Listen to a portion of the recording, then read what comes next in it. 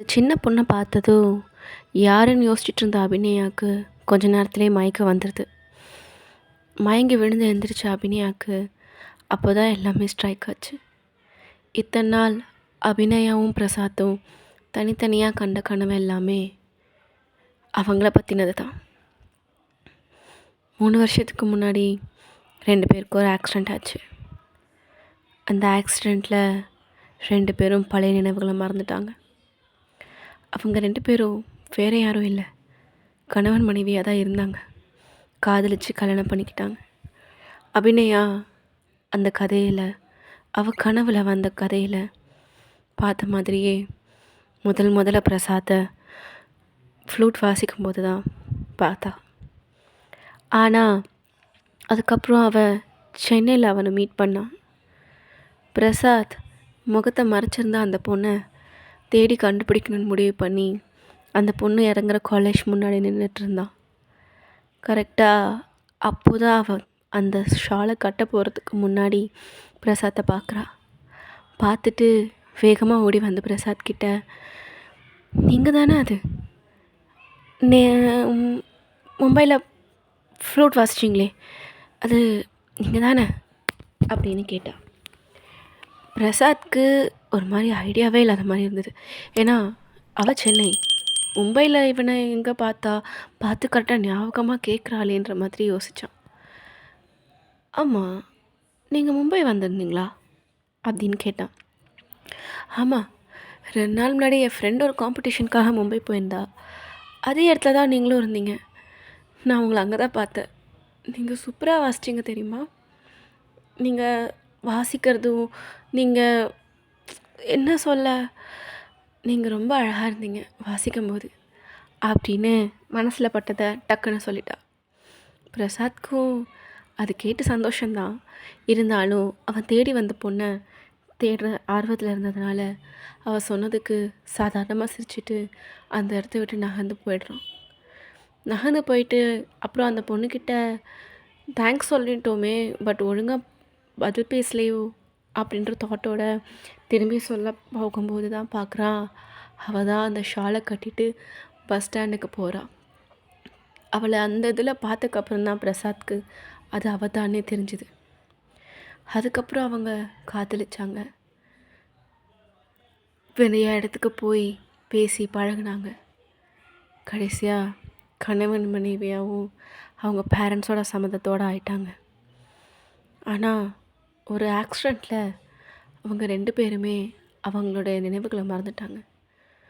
அவங்களுக்கு கல்யாணம் ஆகி அப்போ தான் அபிநயாவுக்கு குழந்தை பிறந்திருந்தது.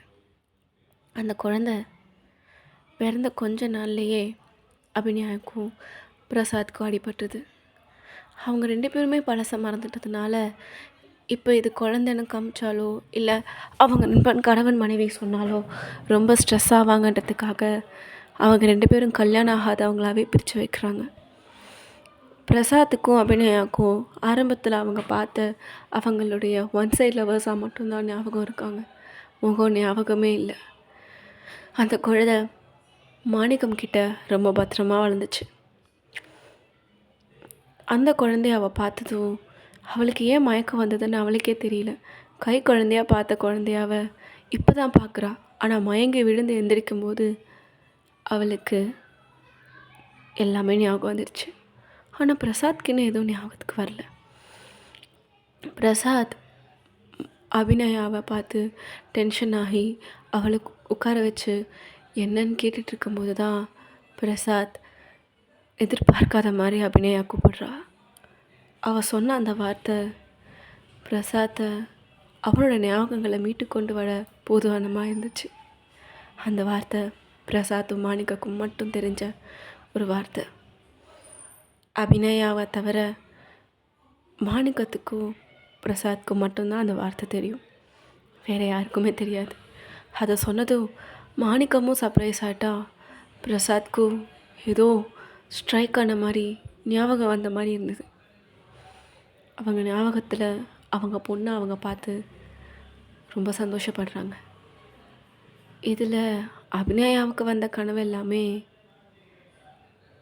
அவளை ஆக்சிடெண்ட் ஆனபோது அவளுக்கு ஏற்பட்ட பயம், பதட்டம் தான். வேறு எதுவும் கிடையாது. அந்த மாதிரி ஒரு அடைச்ச ஒரு இடத்துல இருக்கும்போது அவளை அறியாமலே அந்த பயம் வந்துடுது. பிரசாத்க்கு அந்த ஃபோன் கால் 3 வருஷத்துக்கு முன்னாடி ஃபாரின் போன அவனோட ஒன் ஆஃப் த ஃப்ரெண்டோடது. முன்னாடி அவன் அந்த ரிங்டோன் தான் அவனுக்கு ரொம்ப க்ளோஸாக இருக்கவங்களுக்கு வச்சுருந்தான். வேலைக்கு அங்கே போனதுக்கப்புறம் அந்த ஃப்ரெண்டு பிரசாத்க்கு கால் பண்ணுறதே இல்லை. மாணிக்கம் எந்த விதத்துலேயும் ஸ்ட்ரெஸ் ஆகிடக்கூடாதுன்றதுக்காக அவன் ரிங்டோன் எல்லாத்தையும் மாற்றிட்டான். அந்த ஒரு ஃப்ரெண்டை மறந்துட்டான். அந்த கால் பிரசாத்தை பயங்கரமாக டிஸ்டர்ப் பண்ணிடுச்சு. அந்த நபர்னாலே இல்லை, அந்த ரிங்டோனால் மட்டும்தான். கடைசியாக மாணிக்கம் ஏன் இத்தனை நாளாக பிரசாத்தோட ப்ரொஃபஷன் பற்றி எதுவுமே சொல்லாமல் இருந்தான்னு அபிநயா யோசிச்சு கேட்கும்போது தான் பிரசாத்கே எதுவும் தெரியாதுன்னு பிஸ்னஸ் பற்றி மட்டும் தெரிஞ்சதுனால தான் அபிநயாவுக்கு என்னன்னு சொல்லி புரிய வைக்கன்னு தெரியாமல் தான் அவன் எதுவுமே சொல்லலைன்னு அபிநயா புரிஞ்சுக்கிறான். அதோட அவங்க கதை இனிமையாக முடிவடையுது.